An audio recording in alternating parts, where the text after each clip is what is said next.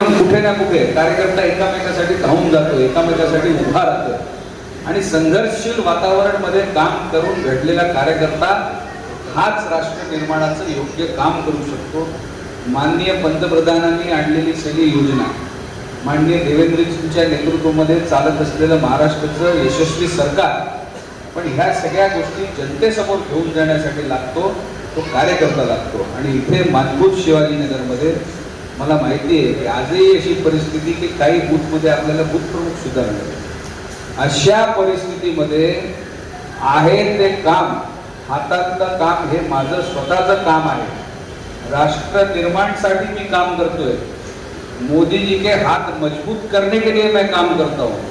देवेंद्र जी की सरकार अच्छे तरीके से चल रही है ये बताने के लिए मैं काम कर रहा हूँ। तुमचा काही स्वार्थ नहीं, किसी का कोई स्वार्थ नहीं।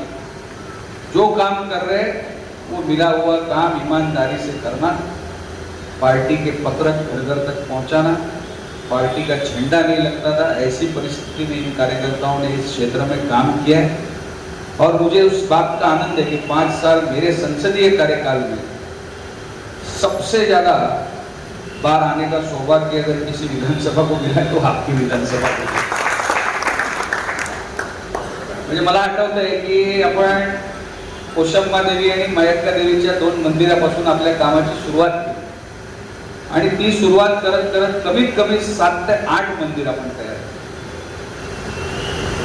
तेवढे स्ट्रक्चर तयार केले, तेवढ्याच बालवाड्या कुठे रिपेअर करायचे, शरदजींची शाळा होती, टाकसाळ मॅडमच्या कॉलनीतला रस्ता असेल, ह्या सगळ्या गोष्टी करत करत ह्याच्यासाठी आलो की या विभागातील कार्यकर्त्याला नगरसेवक नाही, आमदार नाही, विपरीत परिस्थितीमध्ये काम करायचं आहे। आणि आजही तुम्ही निर्धास्त राहा, तुमचं मनोबल कुठेही मी खचू देणार नाही। म्हणजे इलेक्शन आलंय त्यामुळे मी आज आलोय असं नाही। सर, सर्वात पहिले आज भारतीय जनता यांच्यासाठी पार्टीने केलेले कार्य सभा केलेली आहे, त्याबद्दल काही चर्चा। हे भारतीय जनता पार्टीचे 5 वर्ष यशस्वीपणे डॉक्टर सतीश तिडके यांनी नेतृत्व केलं। त्यांना जिल्ह्यात पदाधिकारी करण्यात आलं आहे। सतीश तिडकेजींनी आणि या ठिकाणच्या कार्यकर्त्यांनी एक भावना व्यक्त केली होती की खूप दिवस झाले आमचा संवाद झाला नाही, त्यामुळे भारतीय जनता पार्टीचे सगळे जे कार्यकर्ते विपरीत परिस्थितीमध्ये मानपूर शिवाजीनगरमध्ये काम करत आहेत त्यांची गाठभेटीचा हा कार्यक्रम होता। थँक्यू। तर आज मनोज कोटक साहेब इथं आले होते आणि इथं काय सभा झाली त्याबद्दल एकदम क्लिअर काय असं बोलणार। आज आमचे खासदार आम्हा सर्वांचे लाडके नेते सन्माननीय मनोजभाई कोटक यांची इच्छा होती की गेल्या लोकसभेपासून पूर्णपणे कार्यकर्त्यांमध्ये विसंवाद असेल किंवा मरगळ असेल थोडक्यात ही काढावी आणि येणाऱ्या महानगरपालिकेच्या निवडणुकीमध्ये कार्यकर्त्यांमध्ये ऊर्जा भरण्यासाठी मनोजभाईंचा आज दौरा होता। त्यांनी आम्हा कार्यकर्त्यांना अतिशय उत्तम प्रकारे संवाद साधून मार्गदर्शन केलं आणि येणाऱ्या महानगरपालिकेमध्ये मुंबई भारतीय जनता पार्टीच्या वतीने मानपूर शिवाजीनगरमधून 1-2 तरी कमीत कमी नगरसेवक निवडून देण्याची हमी आम्ही कार्यकर्त्यांच्या वतीने त्यांना दिली आणि त्या दृष्टीने त्यांनी आम्हाला मार्गदर्शन केलं।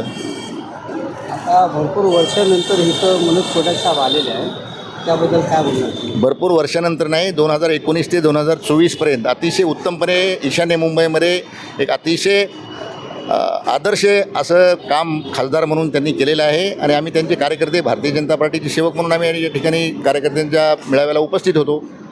मग आता जनतेसाठी जे जनता आहे त्यांच्यासाठी 1-2 शब्द काय बोलणार तुम्ही, त्यांना आव्हान काय। आमच्या देशाचे लाडके पंतप्रधान नरेंद्र मोदीजी आणि महाराष्ट्राचे कार्यसम्राट आणि लोकप्रिय मुख्यमंत्री आदरणीय देवेंद्रजी फडणवीस यांनी ज्या पद्धतीने विकासात्मक हिंदुत्ववादी रथ संबंध देशामध्ये चालवला आहे, महाराष्ट्रात चालवला आहे, त्या रथाचे आम्ही एक पाईक आहोत।